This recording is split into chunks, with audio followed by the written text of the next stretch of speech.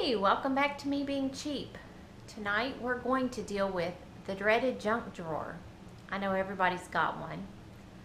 I technically had a junk desk. This is an old secretary and it became the landing spot for all sorts of cords and paper clips and batteries, the contents of which I've put on my coffee table.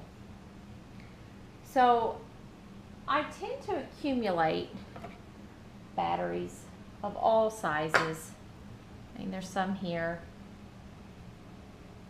Some are still in the package. We could assume those are probably still good. But what to do with the ones you're just not sure about? Well, I'd like to talk to you about testing your batteries with a multimeter. And I have a Fluke multimeter here. This is better than what you can get, but if you don't have one of these, you can actually get something that will mostly do the job. And for example, this one right here, I picked this up at Harbor Freight as one of the freebies. If you shop there and if you have a membership, a lot of times you get those catalogs in the mail. And they'll have a coupon on the back. So if you spend this amount of money, you get, a free screwdriver, a free tape measure. This time you get a free multimeter. And so if you wanted to use this cheapy multimeter to test your battery, what you would do is you come over here on DC. It actually says DCV on this one, so that'd be DC volts. And then you would pop it down to the 20, because that's in the neighborhood of what you would be testing with your basic household batteries. So you would pop this down on 20. When you test it that way, it gives you an idea of the amount of charge the battery has. It doesn't really tell you the capability or the condition of the battery. We'll talk about that in a minute. I have another cheap one. I think I had picked this one up from the local farm supply store before I got my Fluke. And this one, it too has the volts over here. And you would pop this over on 20. But this actually has another little feature. It's right here. It says 1.5 volts and 9 volts. This is what you would use to test your batteries. It's going to be a little bit better than this one. This one doesn't have this feature. But this one, if you put it over in the battery testing mode, it's going to put a little load on the battery and give it a test, and you'll get a little bit more accurate reading. But for the purpose of this video, we're not going to use this one. We're not going to use this one. I'm not going to throw these out. I'll probably hang on to these, let my kids play around with them. But we're going to use this Fluke, and it's a little bit nicer of a meter. I should say it's a lot nicer of a meter. And the two settings that I'm going to demonstrate are the ones for volts, which the cheap meters will do. I want to make sure this camera is actually picking up the screen of this multimeter. It is. Okay, so this is the volt setting. And then all the way over here is the low impedance, also DC volt. But this is you'll see this abbreviated LOZ. This is actually going to give you a little bit better idea as to the condition of the battery. So I'll give a demonstration, and sometimes the readings can be about the same. So first we'll talk about this 9-volt battery. And most smoke detectors use 9-volt batteries, and then I've seen a few flashlights, but that's really the only thing that I have seen recently that uses a 9-volt battery. I think when I was a kid, some of the little radios that were portable would use a 9-volt battery, but this is one of those things that I don't know, I don't see many things that take it. So it's like if this isn't good, I don't know that I'm going to hang on to this, because I mean, the year on it's 2011, and if it's only halfway good, I'm definitely not going to pop it in my smoke detector, because either it would sit there and chirp the entire time, or if my house caught on fire, it may not, the smoke detector may not work. So when safety's involved, you definitely would not want to use an old battery. But let's just test this and see what it says. So batteries have a positive end, as denoted by that little plus, and they have a negative. And so the corresponding, the red would be the positive, and the black would be the negative. Such as this, you've got the two leads. If you happen to switch them, you'll get the same reading. It'll just say negative. So let's see if I can do this with both hands. So I got the negative on and the positive. And this is 7.3 on the low impedance. Now let me flip this over to volts.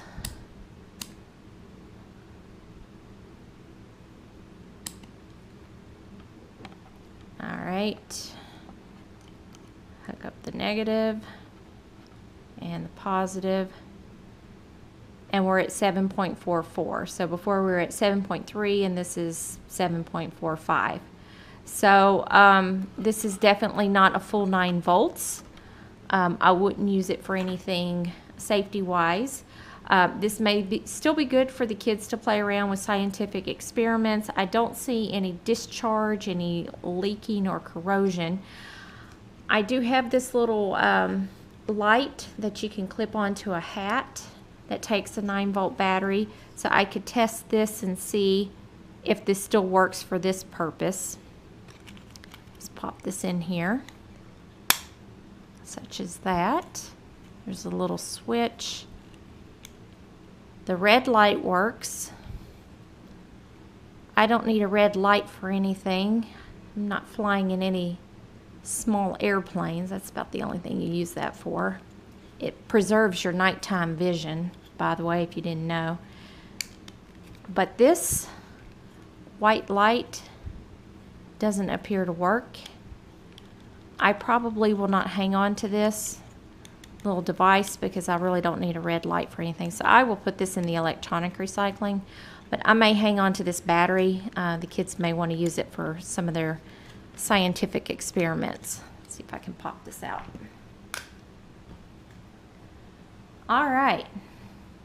And so we could do the same with D cells and AA batteries and AAA batteries. And these all should be 1.5 volts. And it says it here on the side, 1.5 volts. So let's take a reading. So again, we've got our negative and the positive.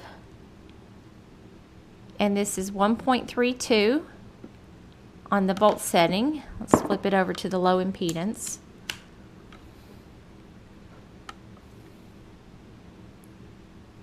Wow, butterfingers tonight.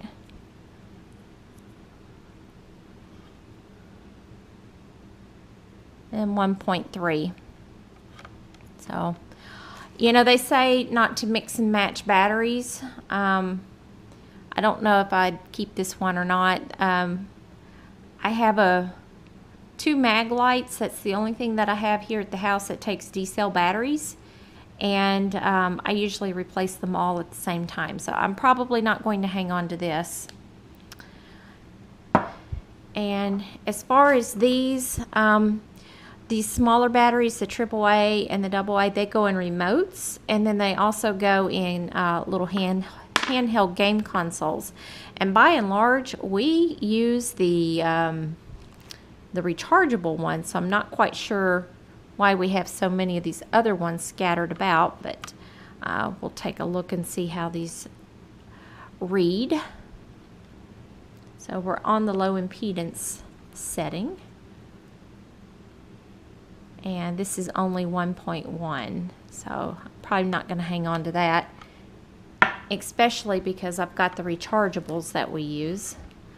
Let's try this little AAA battery.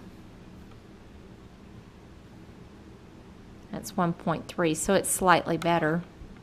So, you know, it really just depends on what you've got around the house that uses batteries.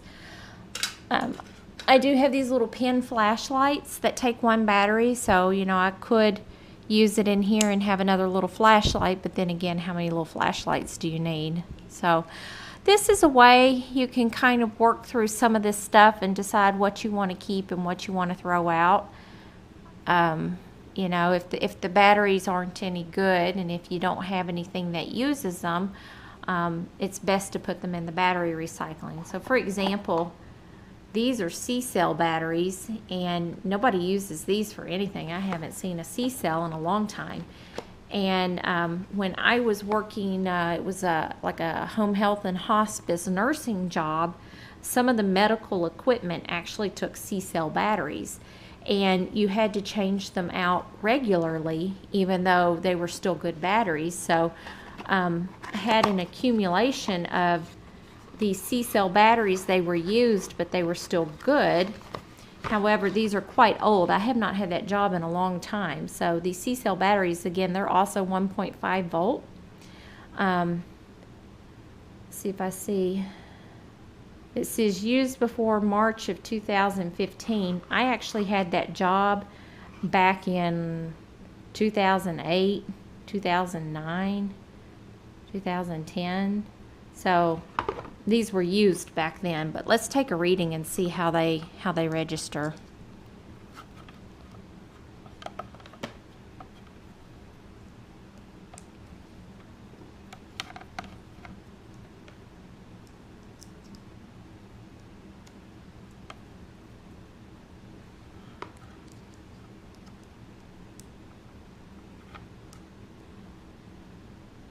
And this one, surprisingly, still shows 1.5 volt. But again, there's nothing in my house that takes a C-cell battery, so I don't know. I can hang on to them a little bit longer. I don't know. It's like if you're trying to thin out, why do you hang on to the stuff? But then again, you hate to get rid of something that's perfectly good.